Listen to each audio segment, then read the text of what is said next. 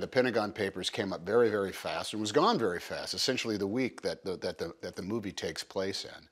And it became, just the word itself, the Pentagon Papers, became this identifying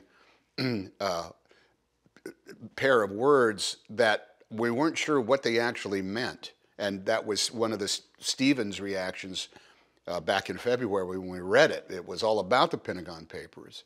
But what was in the Pentagon Papers? What was so incendiary about it? And so him wanting to infuse the script with a lot more of why they were important, just not that they were important.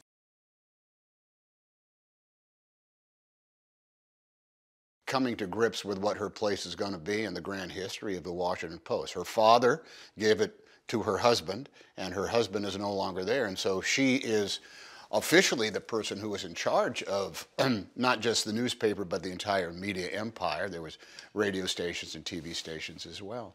But she didn't know how to do it.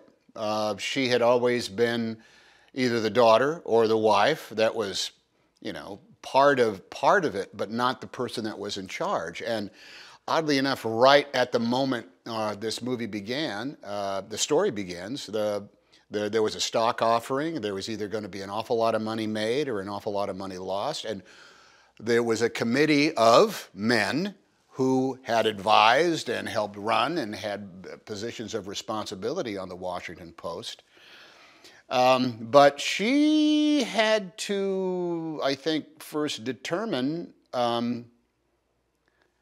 whether or not to run the thing or not. And I think it was hurried up by this fact that the New York Times broke open this huge scoop, mysteriously, and she had this,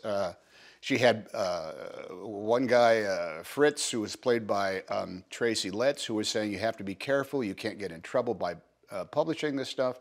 And she had Ben Bradlee, played by me, who was saying we are nothing but a second-rate backwater newspaper unless we find this story and run it ourselves. And it is about as clear a yin and a yang, a good or bad decision that Kay Graham had to make, as personified by Meryl Streep. So it's really that story.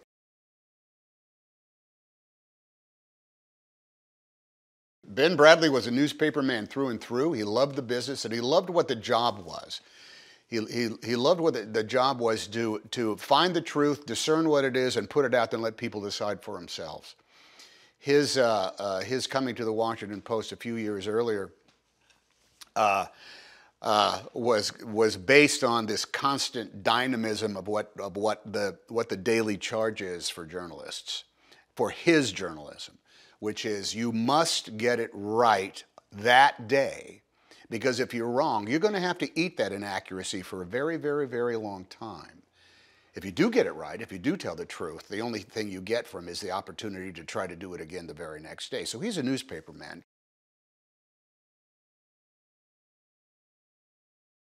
If you run the story, you'll go to jail and you'll affect the stock offering. You'll hurt. Mrs. Graham is going to be responsible for it. You could ruin everything if you decide to go against in this case, the Nixon White House and the Justice Department. But Ben Bradlee and many other people there just said, there's no reason to have a First Amendment if we can't do this. And so it was an extremely dangerous call at the time. Now it's like, you can print almost anything and nobody says boo. But at that point, that brand of truth was so volatile that they didn't know if cops were going to come knocking on their doors or if the federal marshals were going to come in and smash up the printing presses in order to keep them going. And Ben Bradlee didn't know if he would have a job or if he would have a convict serial number on his chest when it was all done. It was really, it's amazing that so much was at stake over printing the truth as it had existed for decades on these other pieces of paper.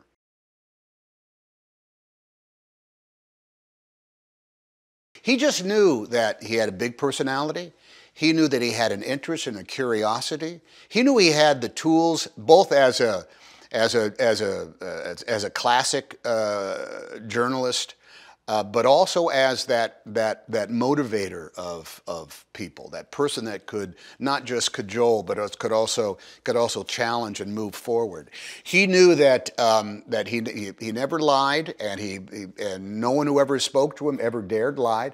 But if it was bad news, he took it the same way as he took good news, which is, all right, well, let's deal with this and let's get on to whatever the next step was.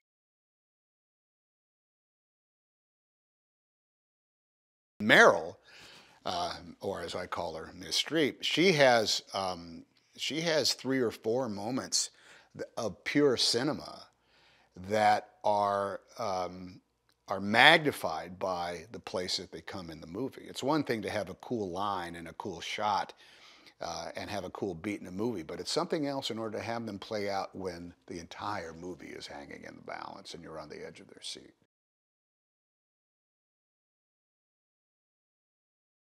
Steven he's a great regulator of the tempo and the timbre of a scene. He will ignore moments that you think are important and come in specifically on moments that you didn't even see as being all that necessary, because he's looking at some other aspect of the scene. He would come up to me and he would ask for a little more voice. He would ask for some other kind of more like specifics, but he would also then periodically come by and say, "Don't be so sure of yourself." I said, "Wow, I love that. Not so sure." Or other times he would say, "Come in, don't say anything. Just watch and observe."